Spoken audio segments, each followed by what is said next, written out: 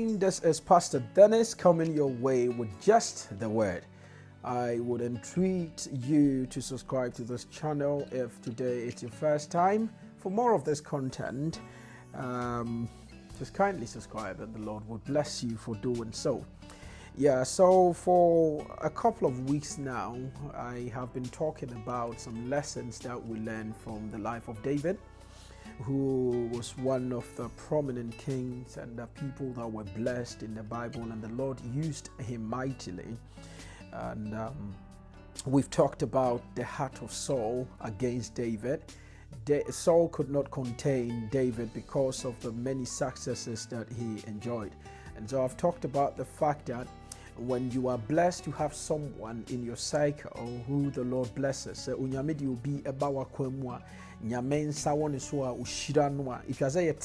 we need to understand that they are there for our benefits. They are there to our advantage. And so if you are not careful, the enemy could use you against you. If you're not careful, when your heart becomes so jealous and you are envious of the success of the man who is serving under you, who is able to do much more than you can, who can reach a lot of people than you can, if you don't guard against your heart, as the Bible says that from which flows the issues of life, if you don't guard against it, you'd be in a position where you realize that you become so bitter against the person who didn't when he said a true Saul. The Bible says that day by day Saul was walking with a spear in his hand. Day by day, it is because he got jealous of David.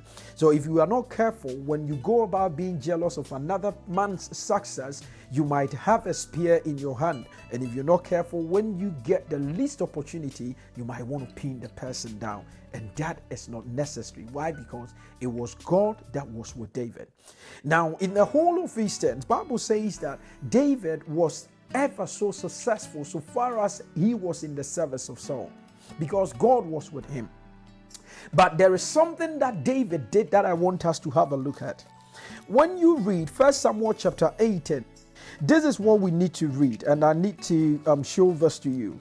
Now, King James Version, 13 says that, so Saul, because he was so envious of David, he removed him from his presence and made him a commander of 1,000 instead of the whole army. He brought his ranking down. But still, and he went out and came in before the people, and David had success in all he did.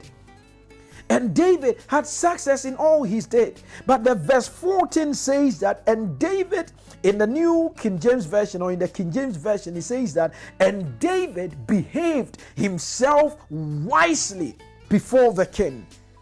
And David behaved himself wisely, and the Lord was with him. What I want us to learn today is, indeed God has blessed you. Indeed you are anointed. Indeed you are talented. Indeed the people wants to see you and not your head pastor. The people wants to see you and not your boss. Sometimes you do some job and people are so marveled at it and they think it's your boss, but it is you. Indeed, you have all the aspects. Indeed, you are blessed, and you have all the ability and all the skills. But young man, young lady, you have to come to a point where you need to behave yourself wisely. Engofo bebre ewo ho ase onyankopon hira won so wo hye obi ase na onyankopon ehira won. The problem that comes is they do not learn how to behave themselves wisely. If you are not careful, the songs of the people would get into your head. Ebia no nyankopon wo bra opese wo som nipa na one no nam no. Ebia no nyankopon has a certain set time or a purpose that you need to attain, or there is something that he wants you to learn of a person. But if you do not learn to be very wise in your dealings, because people are singing your praise, because people are saying that you are good than your head pastor, because people are saying that you are even anointed than your head pastor, do not let that get into your head. Bible says that, and as people were singing the praise of David, and as David was going out and coming in successful, he behaved himself wisely. Young woman in your marriage, you need to behave yourself wisely. The Lord has blessed you. Your job is better than your husband, but learn to behave wisely. Young man, the Lord has blessed you. Your job is better than that of your wife. Learn to behave very wisely in the humility of your heart.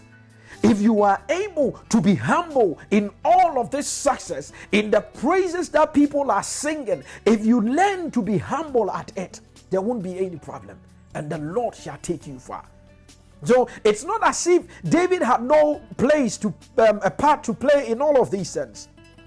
The women were singing his song. His praise report was everywhere. But Bible says that he learned to behave himself wisely. Now, when you read the book of Proverbs, chapter 16, verse 18, Bible says that pride goes before destruction, and a haughty spirit before a fall. Pride goes before destruction. So many talents have been aborted. So many lives that were promising didn't get anywhere, because when the success started coming, people began to be very proud at what they are doing. A hand time ahomasoɔ, because onyankopɔn ɛde ɛdɔm bi ahyɛ wo nsa, because onyankopɔn ama watumi ayɛ nneɛma bi a wo head pastor ntumi nyɛɛyɛ anaa wo boss ntumi nyɛɛyɛ. Onyankopɔn ama wanya adwuma bi a wo manager mpo kura enya enru hɔ no, wanhwɛ yɛ a hand time ɛbɛsɛe ɛbɛbrɛ wase paa, because Bible say ɔsɛyie ansa na ɔsɛyie bɛba no na ahantan adi kan. Pride always goes before destruction, and the reason why Saul was not able to pin David down was because he behaved very wisely.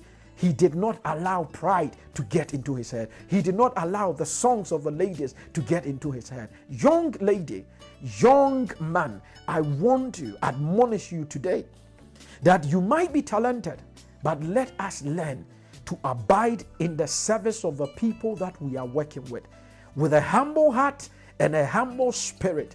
With that, God will take us far. May the Lord richly bless you as we learn to be wise in our ways. God richly bless you. I'll come your way next week. Bye-bye.